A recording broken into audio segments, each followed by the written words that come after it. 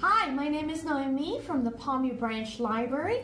Welcome back to Grab and Go, and today we're going to be doing this beautiful boho wall decor.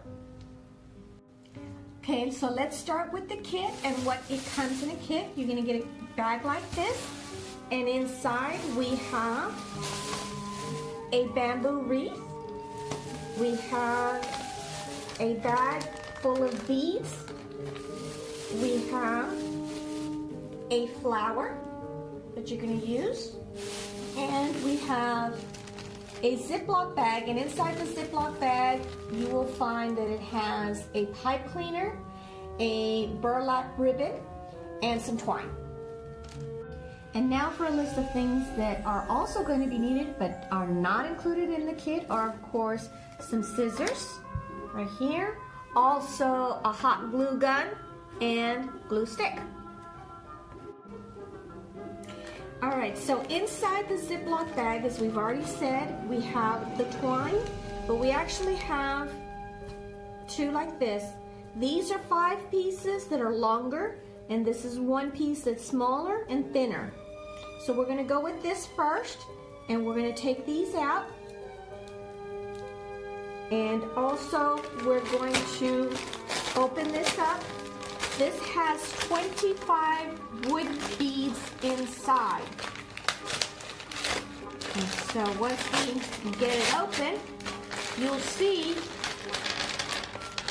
that there are 25 beads inside, and some of them are varnished and some of them are matte, and you can arrange them however you like.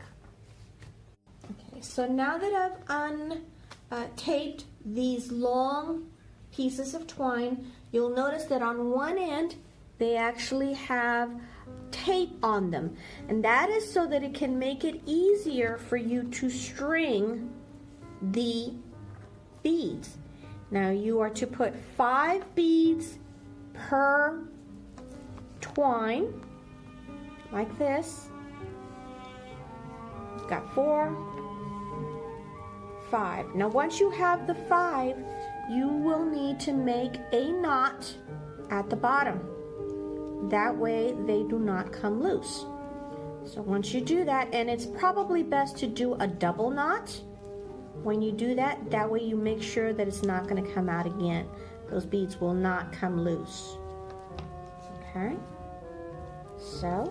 so you have a string of beads like this. So we're going to go ahead and do the rest of these beads and string them on to the twine. Again, remembering to keep 5 per string, and then remembering also to do that double knot at the end. So now we've strung all of the beads like this. We've put 5 per twine. And so now what we're going to do is we're going to attach them to the bamboo wreath by pulling it through on the little spaces. We're going to space them out so that they're like this. Now one thing is, down here you'll notice that there's tails there. Some people may prefer to leave the tails, some people may prefer to cut them off. I'm going to cut them off, that way it looks cleaner. So I'm going to go ahead and do that and cut the little tails off. That's why you need the scissors.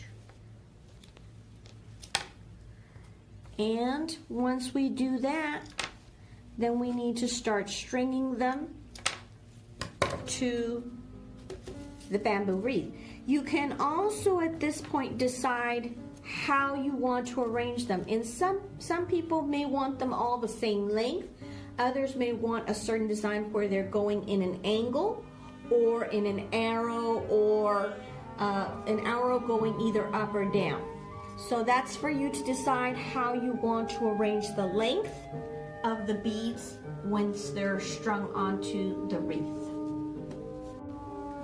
Okay, so I'm going to start with the one that I've decided to put in the middle.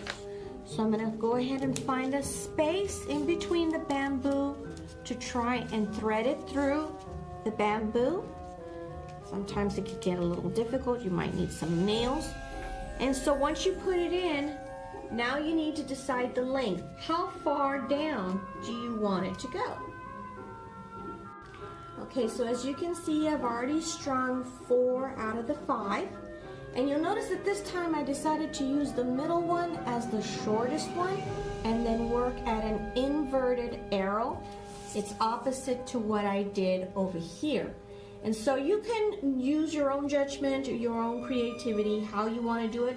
You can do it this way, you can do it this way, or you can do them at an angle in either direction.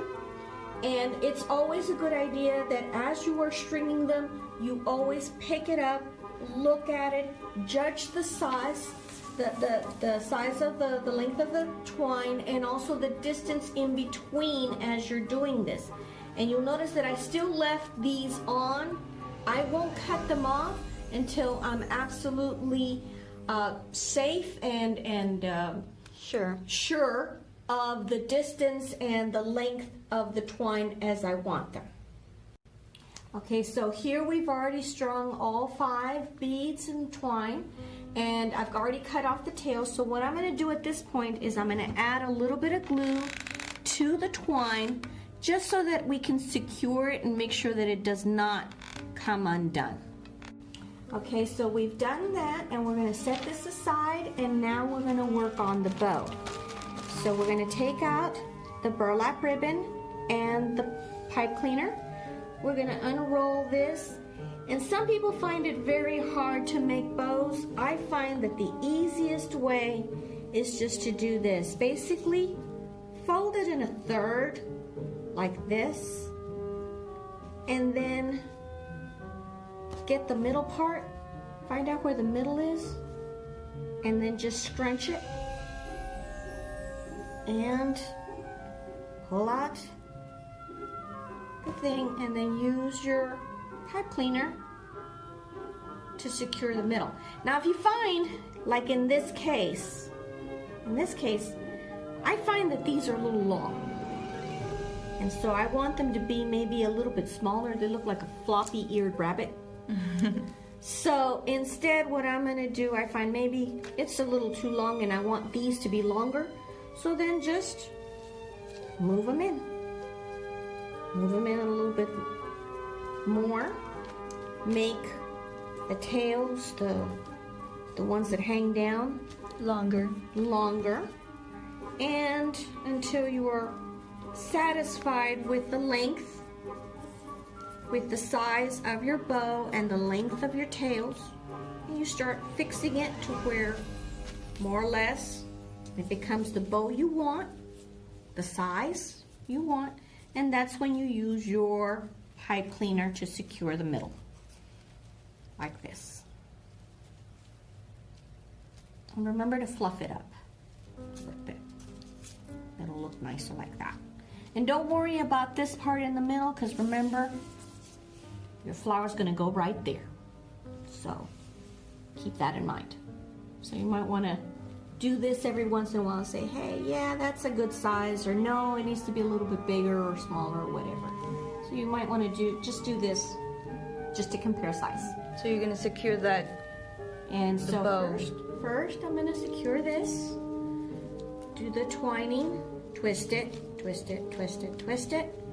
And then once that's done, then of course you're going to figure out, okay, well, where exactly do I want my bow to go? Of course you want it to be in the middle of your thing. Make sure that it's more or less right. And you can do this 2 ways. You can use the excess pipe cleaner and thread it through to secure your bow on there, or you can actually use the glue gun to do the same thing. It's actually might be a good idea to do both. So as you can see, I'm trying to thread the little pipe cleaner thing in there. And sometimes you got to use the scissors to sort of bring it out, or not. Let's see. Sometimes it's hard to get this to do exactly right. All right, well, let's do it this way. Okay, Here we go. So this is what I did. I got it right there. And I got it to be more or less in the middle. And then secured it that way. Okay.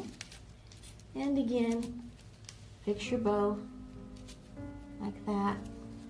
And if you want, stick this in there. Add some hot glue just to make sure that it stays in place and doesn't move around too much.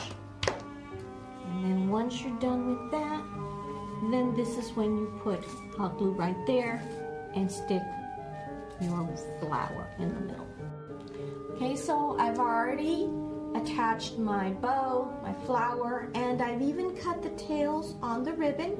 This time I did it at an angle, right there.